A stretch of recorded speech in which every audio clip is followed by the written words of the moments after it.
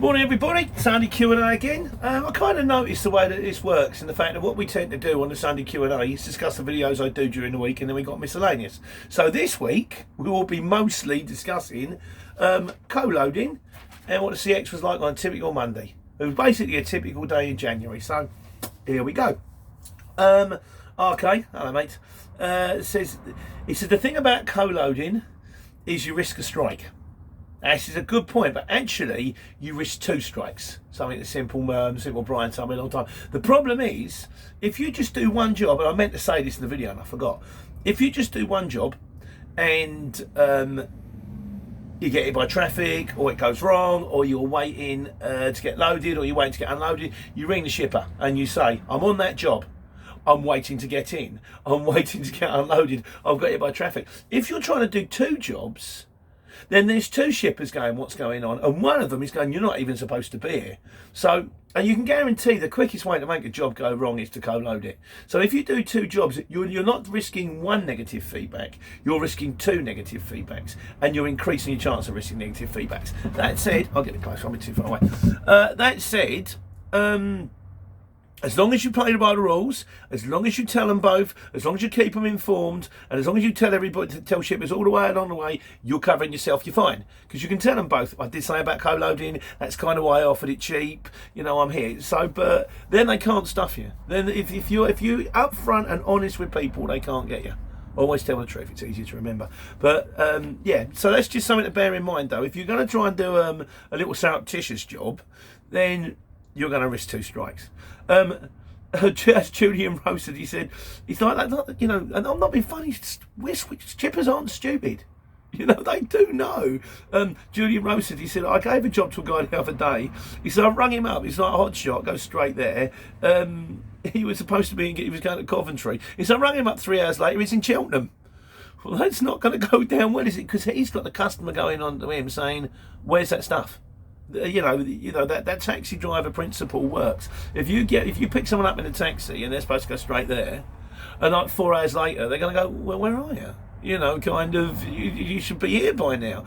People know how long it takes to get. Well, sometimes they do. We had one once where he made a complaint because he said one of our drivers had co-loaded, and the job was from South London to, I think it was Coventry or Leicester, and the guy said, well, where is he? I said, well, he's like North London. Well, he should be here by now. It's 2 hours from South London to Leicester. No, it's not. It's 2 hours from South London to North London. It's sort of, you know, London to Leicester on a Friday afternoon, this was as well.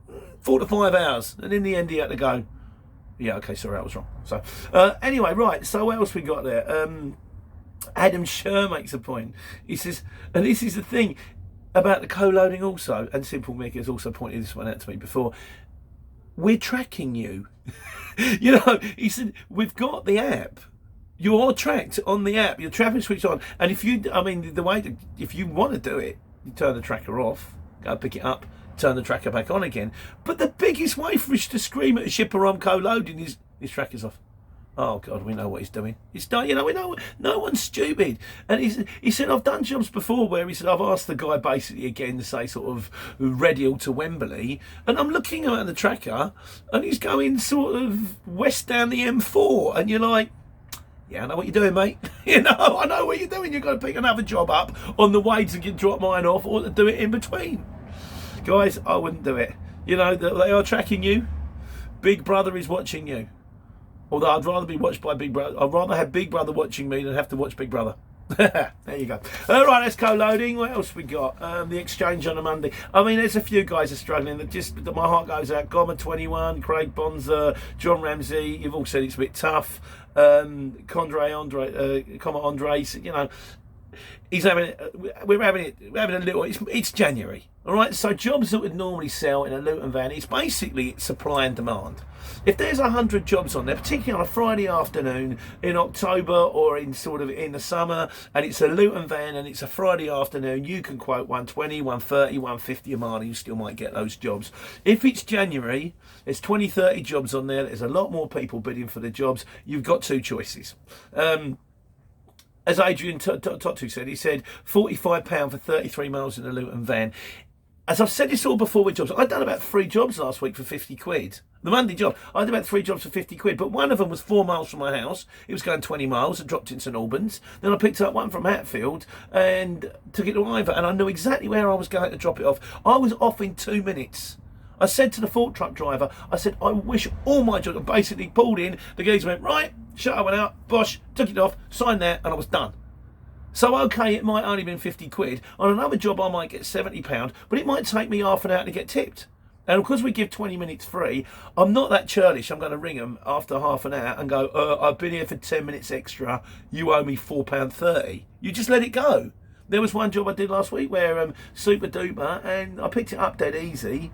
Place I went into, the fork truck driver, I could see what he was doing. He was unloading the lorry in front of me. I thought, well, that's going to take 20 minutes. Once he unloaded it, he started reloading it. I was like, oh, for crying out loud. But you just sit there, and then he took mine off. I was there half an hour. If I'd have been there much longer than half an hour, I'd have phoned in, half an hour, let it go. So, yeah, sometimes it's okay. And if you, I mean, I took another job from a regular firm of mine because I was passing, it was a medium wheelbase. I was passing, it was going from Hemel to Milton Keynes. And it's the last job of the day. And then I found out it was 2 drops in Milton Keynes. I was like, oh, God. As it turned out, I got to Hemel. They cancelled on me. And because the firm that had sent me into a place that was shut. So I got a cancellation fee and I went home. So the way I look at it is this. On the market in Christmas is kipper season. Now, I know the money that my mates are taking out there on the road. And I'd still much, much, much rather be on the exchange. I ain't out in the cold. I don't go, oh Christ, it's blowing a gale and it's pouring down with rain today, I can't go to work. And I can make enough. I can make enough money that, you know, okay, we're not getting fat on it, but I am surviving. And you can. You might have to do the jobs a bit cheaper, and then you might get a couple, not all of them. Some of them you might get lucky with. I'd still rather run, even if I run if I can run 2 jobs a day, I'd still rather do that than have to stand in the cold trying to sell thermals to non-existent people. So that's my take on it. You guys might be different. Everyone's different. However you are, I just hope that things pan out for you, and I hope things pick up for you. That's all it is. Right, the miscellaneous, what have we got? Oh yeah, we did on the O licence, still thinking about that. Jonathan Lawrence and John Brenny point out that if you put a trailer on board, you are still over the 3.5 tonne, and if you're over 3.5 tonne, it's a TECO, it's an O licence, it's ministry. You've got to have a CPC manager, someone point out. Although I've been talking to Darren, you know, he's still got his, he's still deciding what to do with himself. He's gone back on the rigs for a little while, he's got fed up with the rigs. Yeah, and I'm sure he'll be back on the day in the life of the CX soon, I hope. And he turned around and said, you can get a CPC manager, but if you're not, you know, they're saying it's like £400 a month, but that presumably is if you're running 20 lorries. If you're running like 1 lorry, he said you can get one in for 20 quid. Whether that's true or not, I don't know. I've not got there yet, but maybe one day I will. I'm going to stop talking about it soon. I tend to only talk about things I'm going to do. So, what else we got? Oh, Lee Westcott's pointed out. He said, you know, with the tyre, the pumpy up thing, the tyre compressor, something I've got to check out is a no GB40 or GB70 jump start. I meant to do that before this video, I haven't. So, but if you did for an extra bit of kit, I guess it's, you know, for your flat battery, maybe it might have a compressor on, probably got a light. Check it out. He says it's good. Louis Murphy says, how do you sign up with CX? You're in luck, my friend. If you scroll down past our videos, there is a video that tells you how to join up by the CX. If you go via the link, theoretically, I'll get the 50 quid, because you get 50 quid for putting something on the CX. I'm not holding my breath on that one. But there's a phone number on there. There's a website on there. Speak to Will or speak to any of the boys, in fairness. They're all super duper lovely and they'll talk you through it. But you scroll down, one of the videos will tell you there is a link that tells you, there is a video that tells you how to join the CX a couple of months ago. So if not failing that, just Google it. Google Courier Exchange, it'll come up. It'll have a website, it'll have a telephone number. Ring the number, they'll look after you. Who else we got? Longfinger. He says, you're in a good spot. Trying to make money at the moment in the northeast. You're right, mate. I am in a good spot. And I was totally by accident. Like I say, I got into this because of Tony. And Tony said when he first, because he's out of Purfleet, he's got a good spot as well. And he said there weren't no jobs coming up. He said, no, I typed in your area and oh my God. It's because there's kind of a region that's about 30 miles outside London where all the stuff that needs to get into London gets made or gets transported to. Because you ain't going to have a warehouse in London But you are going to, because it's just too much money. But if you prepare to drive half an hour, and people don't want to go much more than 30 miles, after an hour it starts to be a bit of a nonce. It's like a 3-hour round trip. But, you know, from Staples Corner to Junction 9 is 20 minutes, as long as the traffic's fine.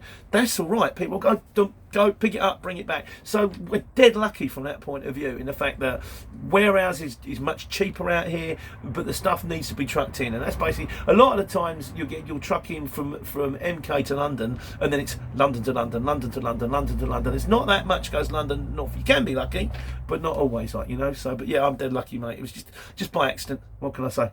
Lee Westcott again said, interesting question this, yes. Whose responsibility is it for taking away the empty pallets?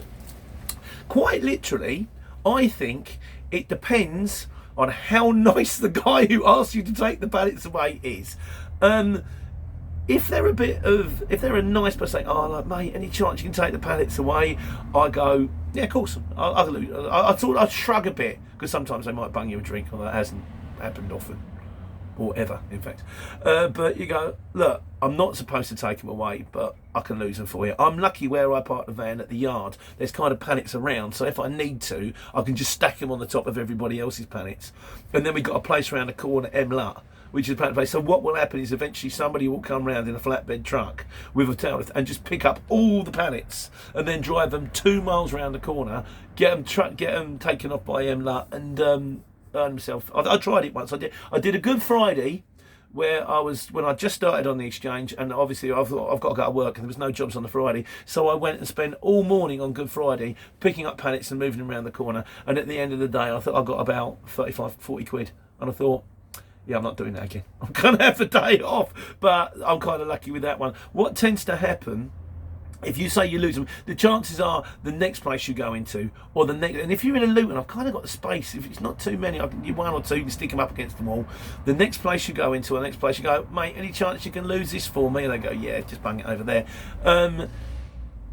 If they're a bit of a git when you get there, you can go, no, mate, it's curbside delivery. Or, sorry, my friend, I am told to deliver this pallet. And you know, say, well, I've got to go to another job now, and they're insisting on an empty van. Sorry, I can't take it. And if they go, well, in that case, you've got to take the pallets away. I'll go, I can take the whole job away if you like. And then someone have to bring it back another day, and then they tend to go, well, no, because they want it. So, but whose responsibility is it? Technically, I think it's theirs, because you are told to deliver a pallet of stuff. So you deliver the pallet with the stuff. You're not told to deliver the stuff, but normally it's that thing, talk to the customer. You can even talk to the shipper, and you can say, look, they're asking me to do, I mean, this happened to Al this week for one of the firms we do a lot of regular work for just out of Pitstone. And the guy turned around and he said, you've got to take the pallets away. And so Al went, I don't. Because he had another job to go to, and then because the other thing is he was running distance. He'd run from like MK, he'd picked the job up the night before, and he was up in sort of Manchester way. And he's thinking, if I've got 3 or 4 pallets sitting on my van and a job comes up from Manchester, which I could go in north, going south, which I can't do because I've got pallets. So he rang the shipper, talked to him, he said, look, they want me to take, and it wasn't just pallets, it was cardboard and plastic. He said, they want me to take the stuff away. He said, I'll do it. He said, but it's going to incur a charge. You know, like, I think it was, I don't know, 40 quid or something like that. So he rang the shipper. The shipper then rang his customer. And then his customer rang the guy who had told Al to take the rubbish away and said, why are you telling them to take the rubbish away? Don't be so lazy, get rid of it yourself. So the guy was going, you've got to take it away, mate. He didn't. The guy had been told he had to get rid of the pallet. So there you go. Does that shed any light on things? God knows. What else have we got going on here? Mark Laughlin has done 37 jobs, but has only had 15 feedback. Yeah, that's kind of standard. Not everyone's going to leave you feedback. People are busy. People are lazy. You can ask them nicely, please leave feedback. Leave them feedback if it's good. I've changed my plea on just leaving good feedback at the beginning, because then suddenly they don't pay you and you can't change it, and I don't like that idea anymore. But yeah, leave them feedback, ask them, ring them, say, I've left you some feedback, could you leave me some feedback please? Be polite, be nice, chances are you'll get a bit more. Kadri Moody said, it's just new on the exchange, have I got any advice? A little bit. about a year and a half's worth of videos. What I would suggest is if there's something you're not sure of, scroll down. Chances are by now there's a video on there mentioning it. If you've got a specific question, please ping it on the bottom of this video, and if I can answer it as best I can with my limited knowledge, I will. If I can't, I'll ask you guys, and you guys can tell me the answer, and then I'll just pass it on, because that's what I do. I am just a conduit for everybody else's superior experience. And RK and Stephen By have said flat rate of VAT every time. That's on the VAT thing. Now, as an owner driver, we can't do this because we're a company, so it gets a bit more involved. But if you're an owner driver, you can charge the VAT, and then I don't know if you pay 16% or 12% or 10%, but you can charge 20% VAT, and then you pay the VAT man 10%, but you can't claim VAT back on your diesel, on your tyres, when you buy a brand new van. But still, it takes a load of the aggravation away, and I think chances are that's probably a good deal. And just a couple of little ones at the beginning. Michael Morrison has told me from one of my old videos on how to talk Cockney, the reason it's called a score is Apple Core. Score, of course it is. Should have known that, mate. And Gary John Baker said he's left my YouTube running in the background when he's not watching it, so I get a bit extra dough off the adverts. Thanks very much, Gary. Every little helps. Anyway, we're out of January now, and we're out of Europe now. Just seen that. So let's see what the future holds. Good luck, everybody. It's getting warmer. It's not really getting warmer, but it's getting a bit lighter. And you know, hopefully everyone's paid off their Christmas credit card bill, and then they're ready to get some stuff delivered. So fingers crossed. Let's ready for the upturn. Hope you're all good. Hope you're well. Enjoy your Sunday. Take care. Take money.